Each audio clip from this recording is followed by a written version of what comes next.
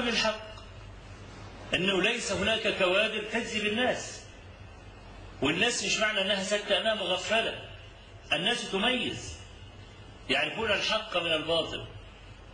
كل إنسان لا يخفى عليه وجه الحق أبدا، يا رب يكون فاجر من الفجار. البنت اللي هي المغنية اللي قتلت في دبي والدنيا مش عارف ايه، قرأت الوصية بتاعتها لما كنت في دبي من 4 أيام. كاتبة ايه؟ بسم الله الرحمن الرحيم، إنا لله وإنا إليه راجعون. أوصيكم بأن مالي يروح لأمي وأخويا ومش عارف ايه، وزكوا عني وتصدقوا عني ومش عارف ايه الكلام، وهي مقضية حياتها كلها في الرقص. طب هي لما تقول طب إنا لله وإنا إليه راجعون في الأول كده، وتقول زكوا عني وتصدقوا عني، ما عارفة الحق أهو، وعارفة ان اللي بتعمله غلط.